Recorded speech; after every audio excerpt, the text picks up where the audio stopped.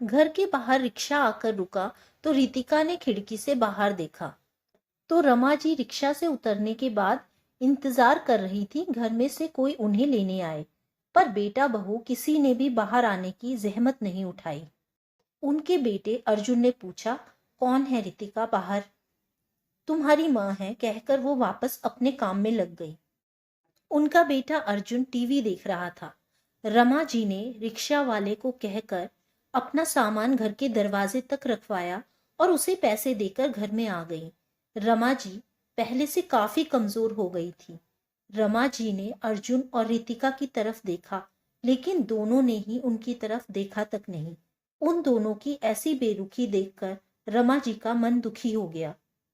वो अपने कमरे की तरफ जाने लगी। इतने में रितिका बोली, अरे माँ जी, अब वो आपका कमरा नहीं है, आपका सामान यहाँ स्टोर रूम में रख दिया है।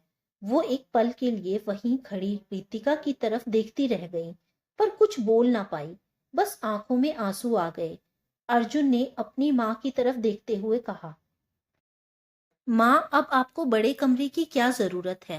पहले तो चलो पापा भी थे, और वैसे भी अब रितिका प्रेग्नेंट है, तो बड़े कमरे की जरूरत तो हमें पड़ेगी ना।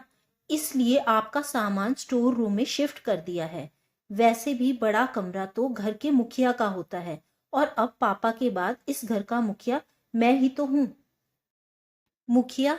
रमा जी ने बस इतना ही कहा था, तभी अर्जुन बोला, और नहीं तो क्या, अब मैं घर के खर्चे करूंगा तो अब सबको मेरी बात माननी ही पड़ेगी। रमा जी की आंखों में अभी भी आंसू थे।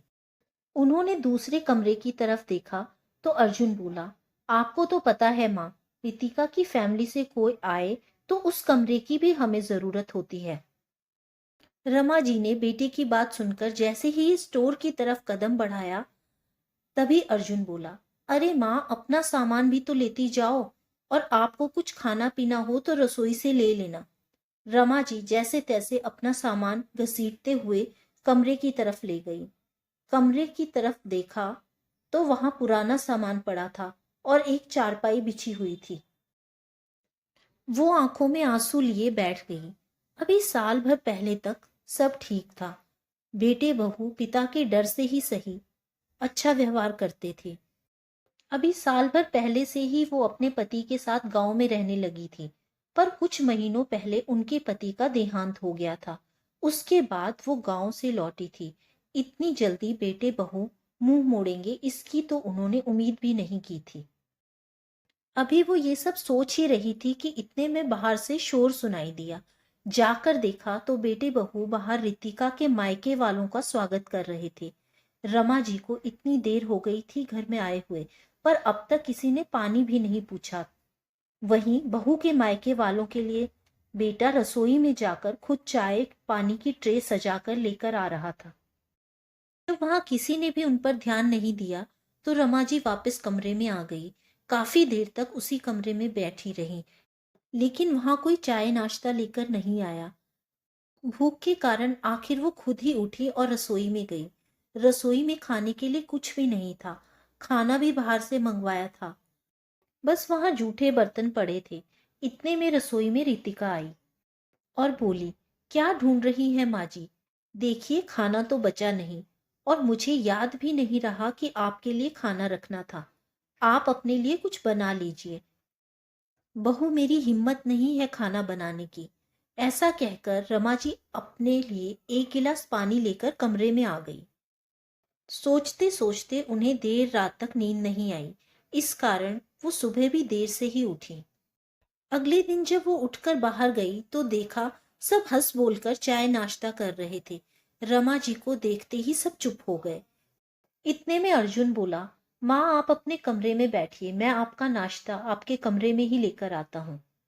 थोड़ी देर बाद अर्जुन उनके कमरे में आया और बोला, माँ, ये नाश्ता कर लो, और भगवान के लिए जहां तक हो सके आप कमरे में ही रहो। रमा जी हैरानी से अर्जुन की तरफ देखने लगी। अर्जुन बोला, देखो माँ, मुझे पता है आपको पापा के जाने का बहुत दुख है, मगर अगर आप यूं ही दुखी चेहरा लिए बार बार रितिका के सामने जाओगे तो मेरे होने वाले बच्चे पर बुरा असर पड़ेगा। इसलिए कह रहा हूं, आप अंदर ही रहो। वैसे भी सब लोग कहते हैं कि विधवा। कहते ही अर्जुन रुक गया और बाहर चला गया। रमा जी अर्जुन की बात को सुनकर बिल्कुल हैरान रह गई। अब तो उनका दिल जोर जोर से रो रहा था। उन्हें लगा कि उनके बेटे के दिल में उनके लिए कोई भी भावना नहीं है।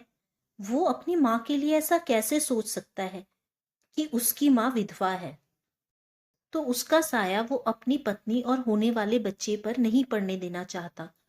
अभी इतने कम समय में उसने मुझे इतना कुछ दिखा दिया है, तो आगे तो मेरी जिंदगी को वो नर्क ही बना देगा। रमा जी जोर जोर से रो रही थी, पर उन्हें चुप कराने के लिए कोई भी कमरे में नहीं आया। आखिर कुछ देर वो मौन रहकर एक निर्णय पर पहुंच गई। रात में जब सब लोग बाहर के कमरे में बैठकर बातें कर रहे थे, उस समय रमा जी उस कमरे में गई और वहीं सोफे पे बैठ गई। उनके आते ही सब लोग चुप हो गए। अर्जुन ने घूर कर उन्हें देखा और बोला, माँ आपको सुबह कहा था ना, फिर क्यों आई हो बाहर? कहा था ना आपको कि आपका साया मेरे बच्चे के लिए ठीक नहीं है। रमा जी ने उसको मुस्कुराकर कहा, हाँ याद है। पर बेटा, अगर मेरा साया तेरी पत्नी और बच्चे के लिए ठीक नहीं है, तो तू अपनी पत्नी को यहाँ से लेकर कहीं और चला जा। रमा जी की बात सुनकर अर्जुन भड़क गया।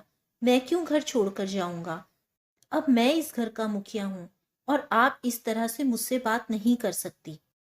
रमा जी बोली, मुखिया जी आपको बता दूं, ये घर अभी मेरे नाम पर है। तो किसने आपको इस घर का मुखिया बना दिया?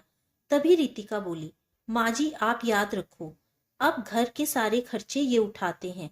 आपके बस की बात नहीं है घर के खर्चे के लिए पैसे कमाना। अब तो रमा जी गुस्से में बोली, अच्छा उसकी चिंता तू मत कर, मैं उसका बंदोबस्त खुद कर लूंगी। तुम लोग अपना बंदोबस्त कहीं और कर लो। रमा जी का गुस्सा देखकर अब तो रितिका की मम्मी बोली, अरे समधन जी आप तो बच्चों की बात को दिल पर ही ले ली। बच्चे ही तो हैं, माफ कर दो। रमा जी ने कहा, माफ करो समधन जी, ये बच्चे नहीं हैं, अब एक बच्चे के माँ बाप बनने वाले हैं। और उस समय आप क्यों नहीं बोली, जब ये मेरे साथ इस तरह का व्यवहार कर रहे थे? आप भी तो घर में ही मौजूद थी। अब मुझे कुछ भी नहीं सुनना है। आप अपनी बेटी और दामाद से कहिए कि अपना बंदोबस्त कहीं और कर लें। मैं अब इन्हें इस घर में नहीं रहने दूंगी। रमा जी ने भी समधन जी के सामने हाथ जोड़ते हुए कहा। आखिर सबके समझाने के बाद भी रमा जी नहीं मानी। फिर रितिका को उसकी मम्मी तब तक के लिए अपने घर पर ले गई जब तक अर्जुन यहाँ कहीं घर का बंदोबस्त नहीं कर लेता। और जब तक वो रमा जी के घर में रहेगा, तब तक तो उसे रमा जी को यहाँ का किराया देना ही पड़ेगा। तो दोस्तों, उम्मीद है आपको आज की ये कहानी पसंद आई होगी। कहानी पसंद आई हो तो वीडियो को लाइक करें, चैनल को सब्सक्राइब करें, ताकि आने वाली कहानियाँ आप तक पहुँचती रहें। Thank you friends.